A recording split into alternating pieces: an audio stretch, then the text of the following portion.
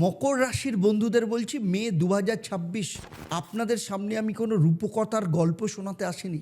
কারণ মকর রাশির মানুষ সারা জীবন পরিশ্রম করেন, সবার জন্য করেন, কিন্তু মনে মনে একটাই প্রশ্ন থাকে, এত পরিশ্রম করছি, আমার ফলটা কবে আসবে?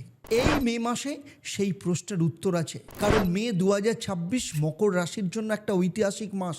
আপনি শনির সন্তান, আর এই মাসে শনি তৃতীয় স্থানে বসে আপনাকে পুরস্কার দিতে প্রস্তুত হচ্ছেন। তন্ত্রশাস্ত্রে এই মাসকে ব্যাখ্যা করা হয়েছে শনি পুত্রের পুরস্কার মাস হিসেবে, কিন্তু একটা বাধাও আছে। সেই বাধাটা কিভাবে কাটাবেন সেটাই আজ আমি বলবো।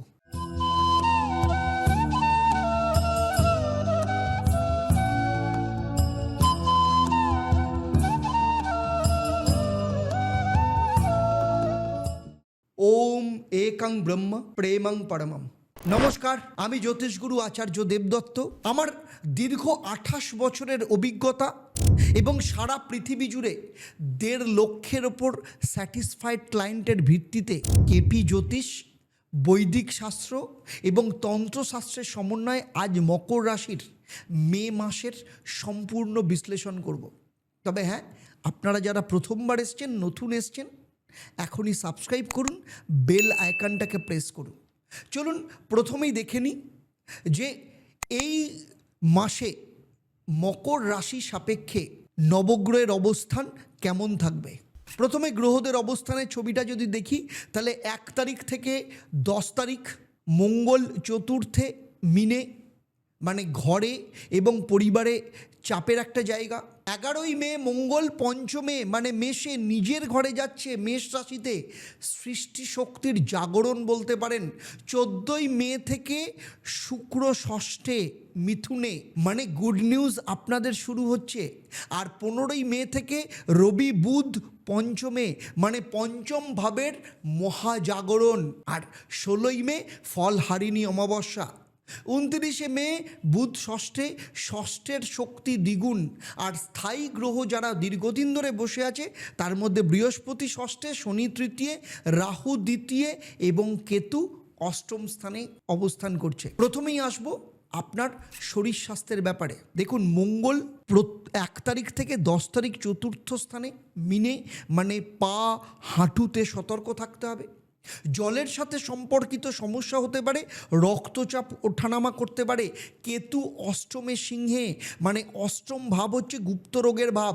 পুরনো কোনো সমস্যা আবার মাথাচাড়া দিতে পারে, অবহেলা করবেন না। কিন্তু বৃহস্পতি সারা মাস ষষ্ঠেই রয়েছে, ষষ্ঠ ভাব রোগ জয়ের ভাব। তাহলে বৃহস্পতি এখানে মানে চিকিৎসায় সফলতার যোগ। 15ই মের পর রবি যখন পঞ্চমে আসবে, তখন প্রাণ শক্তি বাড়বে। তাই তান্ত্রিক ক্ষেত্রে এই সময় মহা উপায় হচ্ছে স্বাস্থ্যের জন্য বৃহস্পতিবার সকালবেলা হলুদ আসনে উত্তর দিকে মুখ করে বসে বলুন, ওম গ্রাং গ্রিং গ্রোং স্বাহ গুরুবে নমঃ। এই মন্ত্রটা 108 বার পড়বেন। যাদের শরীরের সমস্যা রয়েছে, দীর্ঘদিনের সঠিক সিদ্ধান্ত নিতে পারছেন না, তাদের জন্য রয়েছে মনোবাঞ্ছাপূর্ণ দিব্য দৃষ্টি কবচ, যেটা ফলহারিণী অমাবস্যায় সিদ্ধ হবে। এবারে আসি অর্থে। রাহু দ্বিতীয় কুম্ভে রয়েছে। দ্বিতীয় ভাব হচ্ছে ধনের ভাব, অর্থের ভাব। রাহু এখানে মানে অপ্রত্যাশিত খরচ এবং আর্থিক বিভ্রান্তি আপনাদের অনেক দিন ধরেই দিয়ে আসছে। আর 1 থেকে 14ই মে মঙ্গল চতুর্থে থাকায় ঘর বা যানবাহন সংক্রান্ত হঠাৎ খরচ হতে পারে। বড় বিনিয়োগ এই সময় করবেন না। কিন্তু 15ই মের পর রবি এবং বুধ যখন পঞ্চমে যাবে, পঞ্চম ভাব মানে পূর্ব সুকৃতির ভাব। এই সময় বিনিয়োগ লাভ এবং পুরনো পাওনা ফেরত পাওয়ার শ্রেষ্ঠ যোগ। তৃতীয় থেকে তার দশম দৃষ্টি একাদশ স্থানে পড়েছে। একাদশ ভাব হচ্ছে আয়ের ভাব, মানে শনির দৃষ্টি একাদশে পরিশ্রমের মূল্য একদম নিশ্চিত পাবেন। তার জন্য কি করবেন, আপনাদের ক্ষেত্রে মহা উপায় হচ্ছে আর্থিক দিক থেকে শনিবার দিন লোহার পাত্রে সর্ষের তেলে সামান্য সর্ষে রেখে হনুমান মন্দিরে গিয়ে দান করুন। পরপর 7খানা শনিবার করুন। যাদের অর্থ কষ্ট তবে দীর্ঘদিনের রয়েছে, আমি বলবো তাদের মহাসম্পদ কুবের লক্ষ্মী কলস কবচ আর্থিক মুক্তি এবং সম্পদ বৃদ্ধি। যাদের ঋণের বোঝা যারা ভেঙে পড়েছেন, তাদের জন্য সবথেকে উপযোগী হচ্ছে ঋণ মুক্তেশ্বর স্তম্ভন কবচ এবং ফলহারিণী অমাবস্যায় যে কবচ সিদ্ধ হবে মায়ের কাছে। এবারে আসছি চাকরি এবং কেরিয়ারের ক্ষেত্রে। দেখুন, 1 মে থেকে 10ই মে মঙ্গল চতুর্থে এই সময় কর্মক্ষেত্রে মনোযোগ দেওয়া একটু কঠিন হবে। পারিবারিক চিন্তা এই সময় মাথায় ঘুরবে। এই সময় কোনো বড় সিদ্ধান্ত নেবেন না। কিন্তু বৃহস্পতি সারা মাস তো আপনার ষষ্ঠভাবে রয়েছে, আর আগেই বলেছি ষষ্ঠ ভাব মানে হচ্ছে শত্রু জয়ের ভাব। কর্মক্ষেত্রে প্রতিপক্ষকে হারানোর সেরা গ্রহশক্তি এই মাসে আপনার সাথে রয়েছে। 15ই মের পর রবি পঞ্চমে সৃষ্টিশীল কাজে পুরস্কার আসার যোগ রয়েছে। যারা পদোন্নতির অপেক্ষায় রয়েছেন 15 থেকে 29শে মের মধ্যে সিনিয়রদের সাথে সরাসরি কথা বলুন। আর এই ক্ষেত্রে কর্মক্ষেত্রে উন্নতির জন্য আপনাদের ক্ষেত্রে টোটকা হচ্ছে মঙ্গলবার দিন হনুমান মন্দিরে যান, লাল ফুল নিয়ে যান, মনে মনে বলুন কাজের ক্ষেত্রে কর্ম প্রতিবন্ধকতা দূর হোক। তবে যাদের পদোন্নতি বছরের পর বছর আটকে আছে তাদের জন্য আমি বলবো রাজ সিংহাসন আধিপত্য কবচ উচ্চপদস্থ চাকরি এবং স্থায়িত্বের জন্য অত্যন্ত জরুরি। আর যাদের কর্মক্ষেত্রে শত্রু বা প্রতিপক্ষ রয়েছে তাদের জন্য রয়েছে শত্রু বিনাশিনী রাজযোগ কবচ। সুতরাং এইগুলো আপনার ক্ষেত্রে একদম যুগান্তকারী হিসেবে কাজ করবে। এবারে আসি ব্যবসায়ীদের কথায়। দেখুন, ব্যবসায়ীদের ক্ষেত্রে বৃহস্পতি তো আগেই বলেছি ষষ্ঠে রয়েছে, সার্ভিস সেক্টর এবং প্রতিযোগিতামূলক ব্যবসার ক্ষেত্রে এই মাসে সবথেকে ভালো ফল। 15ই মের পর রবি বুধ পঞ্চমে মানে ক্রিয়েটিভ ব্যবসায়, এডুকেশন এবং কন্টেন্টে নতুন সুযোগ আসবে। 29শে মে বুধ ষষ্ঠে ব্যবসায়িক চুক্তি এবং নতুন এগ্রিমেন্টের জন্য একদম শ্রেষ্ঠ দিন বলতে পারেন। তবে রাহু দ্বিতীয় থাকার জন্য ব্যবসায়িক পার্টনার এবং বিনিয়োগ যাচাই না করে একদম এগোবেন না। আর আপনাদের ক্ষেত্রে বাস্তুক্ষেত্রে আপনার ব্যবসার ক্ষেত্রে আমি টোটকা বলবো, আপনার ব্যবসার জায়গার উত্তর পূর্ব কোণে প্রতি বৃহস্পতিবার দিন হলুদ রঙের প্রদীপ জ্বালান। তবে তার পাশাপাশিও বলবো যাদের ব্যবসায় দীর্ঘদিন ধরে মন্দা চলছে তাদের জন্য মহালক্ষ্মী প্রবাহিনী জম ফাঁস কবচ ব্যবসায়িক মন্দা এবং শ্রীবৃদ্ধির জন্য একদম যুগান্তকারী বলতে পারেন। এবারে আসি স্টুডেন্টদের কথায়। মকর রাশির ছাত্রছাত্রীদের বলছি এই মাসটা কিন্তু একদম সোনার মাস। কেন?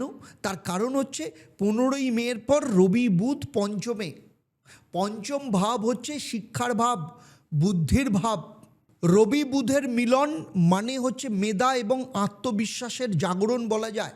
পরীক্ষায় ইন্টারভিউতে 15ই মের পর যে দিনগুলো ব্যবহার করলে যথেষ্ট ভালো কাজ পাওয়া যাবে।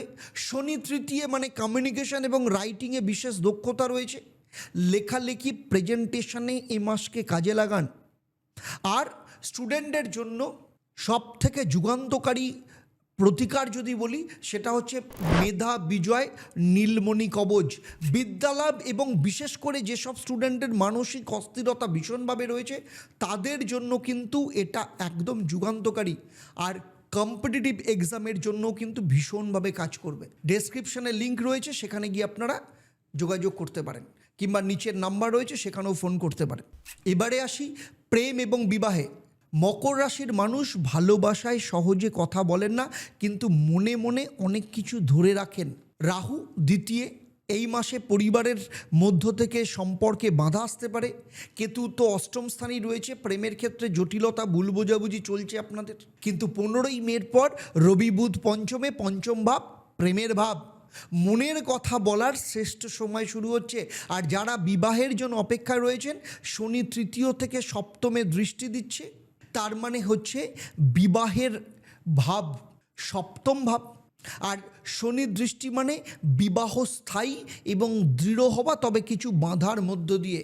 তবে 16ই মের পর বিবাহের ক্ষেত্রে আলোচনা এগিয়ে যাওয়ার মানে একদম সুবর্ণ সুযোগ আসবে, বা সবথেকে ভালো সময় সেই সময়। যারা সন্তানের অপেক্ষায় রয়েছেন, বৃহস্পতি ষষ্ঠে থেকে পঞ্চমে দৃষ্টি দিচ্ছে। 16ই মের পর শুক্লপক্ষ অত্যন্ত শুভ। আর প্রেমে যাদের ক্ষেত্রে দীর্ঘদিন ধরে বাধা চলছে, কিংবা আপনার পার্টনার অন্য কারোর প্রতি আসক্ত হয়ে পড়েছে, তাদের ক্ষেত্রে বলবো রতি মদন হিয়া বাঁধন কবচ অত্যন্ত উপযোগী।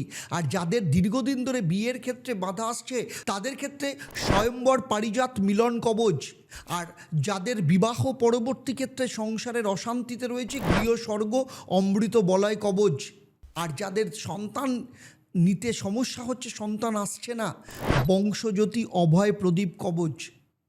তো সুতরাং এইগুলো আপনাদের প্রত্যেকটা সমস্যার সমাধানের জন্য একদম 100 নয় 1000% গ্যারান্টি দিয়ে আপনাদের ক্ষেত্রে রেজাল্ট আসবে।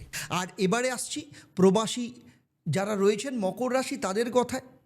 কেতু অষ্টমে মানে সিংহে, বিদেশে থাকলেও এই মাসে ভেতর থেকে দেশের টান একটু বেশি অনুভব করবেন। পরিবারের সদস্য বিশেষত বাবার স্বাস্থ্যের প্রতি নজর দিন। শনি তৃতীয় যোগাযোগ এবং নেটওয়ার্কিংয়ের জন্য বিশেষ সুযোগ।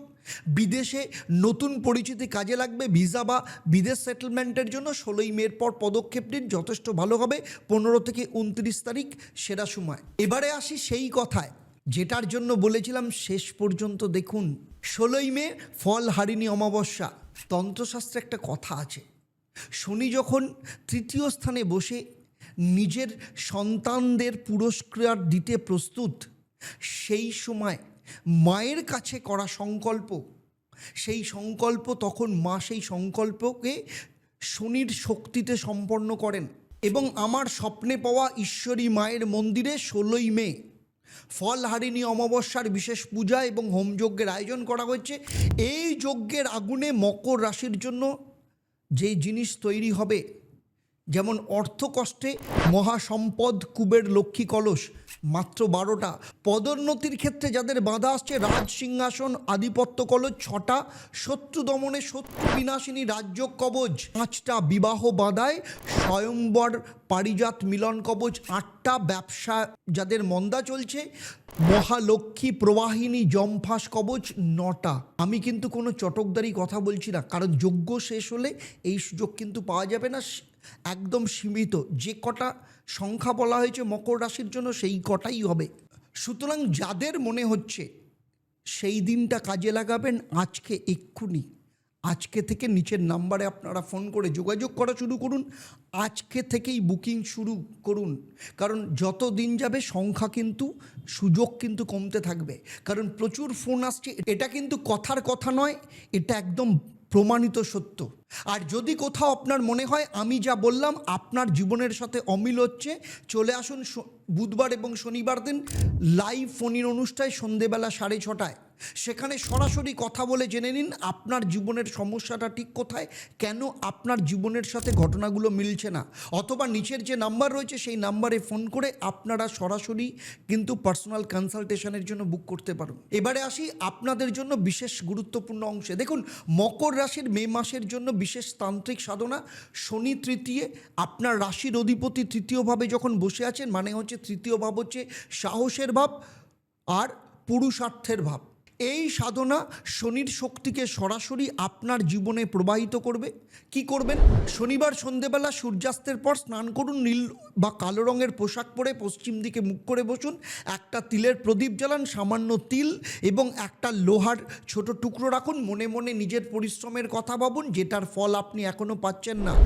আর তারপর হাত জোর করে বলুন, হে শনিদেব, তুমি আমার তৃতীয়, সাহসের ভাবে পুরুষার্থের ভাবে আমি কঠোর পরিশ্রম করছি, এবার আমার পরিশ্রমের ফল দাও আর আমার পরিশ্রমের পুরস্কার দাও। তারপর 108 বার মনে মনে বলুন ওম প্রাং প্রিং প্রং স্বাহ শনিশ্চরায় নমঃ এবং জপ শেষে লোহার টুকরোটা প্রদীপের আলোতে ধরুন এবং তারপর মাটিতে রাখুন। মনে মনে বলুন, শনিদেব আমার পাশে আছে, আমার পুরস্কার আসছে। এই সাধনা একটানা 11টা শনিবার করুন, কিন্তু মনে রাখবেন আপনার কুণ্ডলিতে শনির মূল অবস্থান অনুযায়ী এই সাধনার বীজ মন্ত্র কিন্তু আলাদা হবে। শনি যদি মূল কুণ্ডলিতে অষ্টমে, ষষ্ঠে বা দ্বাদশে থাকে তাহলে এই সাধনার পদ্ধতি কিন্তু সম্পূর্ণ ভিন্ন হবে। সেটা না জেনে সাধনা করলে ফল কিন্তু উল্টো হওয়ার সম্ভাবনা রয়েছে। তার জন্য আপনারা ফোন করে সরাসরি কনসালটেশনের জন্য বুক করতে পারেন। তাহলে মে মাসের যদি সারসংক্ষেপের কথা বলি তাহলে 1 থেকে 14ই মে ধৈর্যের সময়, মঙ্গল রাহুর চাপ সংযম রাখুন। 15 থেকে 31 মে শনি পুত্রের পুরস্কার সম্পূর্ণ সক্রিয় হবে, অ্যাক্টিভ হবে। পঞ্চমের মহাজাগরণ, বাজিমাত। আর মাঝে 16ই মে মায়ের আশীর্বাদের জন্য ফল হারিণী অমাবস্যা। এই মাসে আপনার জন্য লাকি রং হচ্ছে নীল এবং কালো, লাকি দিন হচ্ছে শনিবার বৃহস্পতিবার, লাকি সংখ্যা হচ্ছে 8 এবং 1। আর লাকি মন্ত্র আমি আগেই বলেছি, শনিদেবের মন্ত্র। আর কমেন্টে এখনই লিখুন জয় ঈশ্বরী মা।